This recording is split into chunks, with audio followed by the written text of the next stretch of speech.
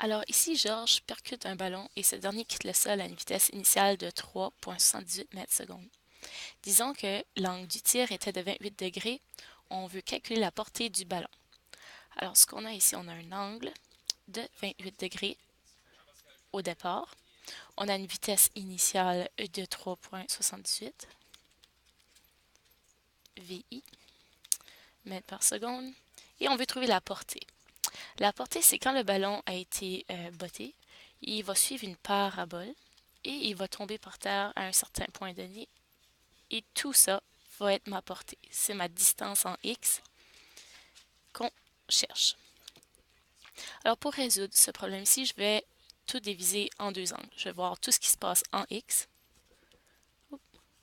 Et ensuite, on va regarder ce qui se passe en Y, parce qu'on est en deux dimensions. Alors en X, on va avoir une vitesse initiale. Ça ne peut pas être la même parce qu'il faut la décortiquer. Il faut trouver la composante X et ça va être cette vitesse ici, la vitesse initiale en X. Avec l'hypoténuse ici, on a un angle droit. On peut faire notre SOHCAHTOA. On va trouver que ça serait cosinus de cet angle-là est égal à opposé sur hypoténuse. Donc, ma vitesse initiale en Y, en X, VIX, est égale à 3,78 cos de 28. Tout ça, ça me donne 3,34 mètres par seconde. Ça, c'est ma vitesse initiale en X. Mais comme en X, ici, on néglige la résistance du vent puis toute friction. Donc, il n'y a aucune force qui agit contre mon mouvement en X. Alors, c'est un mouvement constant. On peut assumer que la vitesse initiale va être égale à la vitesse finale. Donc, la seule formule que je peux utiliser ici, c'est V égale D sur T. On n'a pas D, c'est ce qu'on cherche. C'est ma portée. Puis mon temps, je ne l'ai pas. Mais mon temps va être le même en X et en Y, parce qu'il va être dans les airs puis il va toucher à terre au même moment. Donc ici, on ne peut plus rien faire, on va aller voir ce qui se passe en Y. En Y, on a encore une vitesse initiale qui n'est pas l'hypoténuse. Il faut que je trouve la composante Y. Donc si ça va être un sinus, ça va être 3,78 sinus de 28.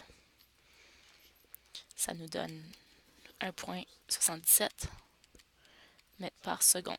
Ça, c'est ma vitesse initiale. Ici, il y a une force qui agit contre mon mouvement en Y, c'est la gravité. La vitesse initiale va diminuer jusqu'à un certain point. Le point le plus haut, en Y, il va arrêter de bouger avant de commencer à descendre. Donc, il va décélérer jusqu'en haut ici, puis là, il va commencer à accélérer. La gravité va agir dessus, puis il va prendre la vitesse et retourner à mon point, à ma portée ici. Donc, on a une accélération.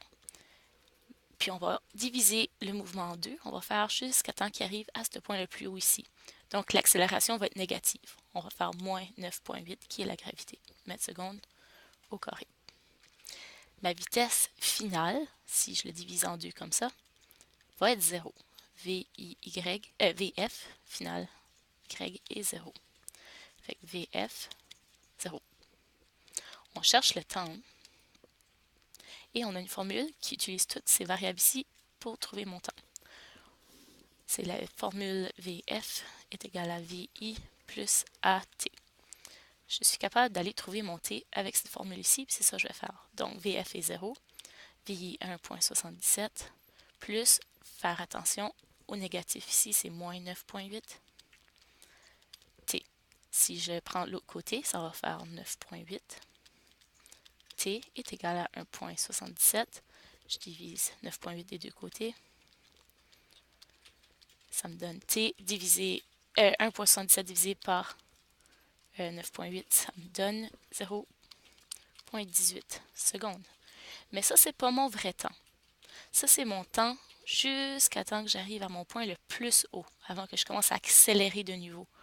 Ça va prendre le même temps à monter que ça va prendre à descendre. Donc, pour trouver le temps total, je dois faire x2 pour avoir le parcours au complet, le projectile au complet. Donc, 0,18 x 2 me donne 0,36 secondes. Ça, c'est mon vrai temps que mon ballon, mon projectile, va prendre à tomber par terre. Et ici, là, je peux prendre ce temps ici et aller le remplacer dans ma formule là, parce que j'ai ma vitesse, j'ai mon temps, puis là, je peux trouver ma distance qui m'a porté, puis c'est ça que la question demande. On va tout remplacer là-dedans pour que mon D soit égal à ma vitesse fois mon temps. Ma vitesse est 3,34 et mon temps que j'ai calculé est 0,36. Si je fais tout ça, ça me donne 1,2 mètres. Voici ma portée.